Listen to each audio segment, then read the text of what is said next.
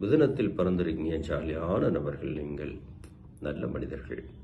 ஆனால் உங்களுடைய திட்டமிடுதல் இருக்கு இல்லையா, அதில் நீங்கள் கவனமாக திட்டமிடணும். ஒரு செயல்பாடை 4 முறை யோசித்து செய்யுங்க.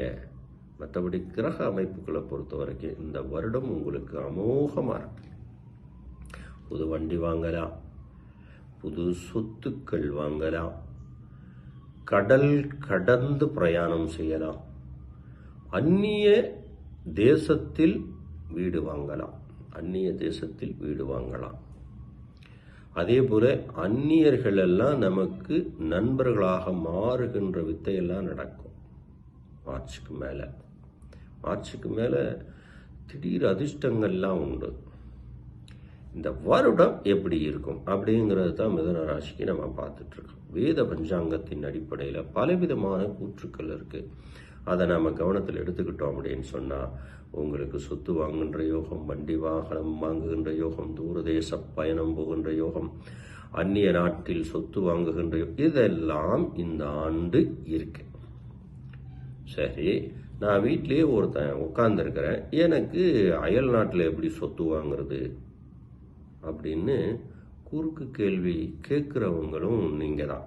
அது கெட்ட நோக்கத்துக்காக கேட்க மாட்டீங்க, நல்ல நோக்கத்துக்காக தான் கேட்பீங்க. ஏன்னா குழந்தையாகவே நீங்கள் இருப்பீங்க சாகிற வரைக்கும். இந்த மிதுன ராசியை பொறுத்த வரைக்கும் ஒரு குழந்தைத்தன்மை இருந்துக்கிட்டே இருக்கும்.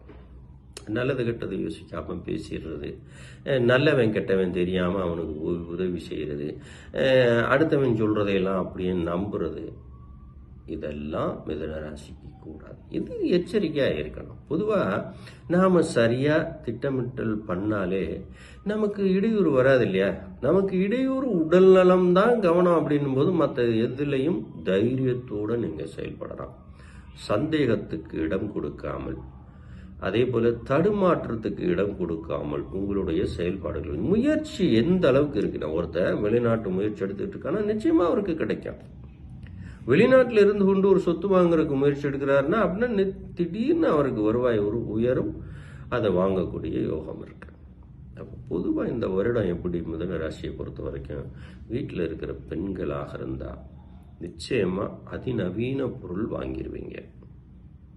ஏன்னா புதிய வரவு வீட்டுக்குள்ளே வரணுங்கிறது விதி அப்படி இருக்கு. அப்போ மொத்தத்தில் இந்த வருடத்தை பொறுத்த வரைக்கும் மிதுன ராசிக்காரங்களுக்கு சுப நிகழ்ச்சி நடக்கும், திடீர் பணவரவு உண்டு, தூரதேச பயணங்கள் உண்டு, ஆன்மீக பயணம் உண்டு, எல்லாமே திடீர்னு நடக்கும்.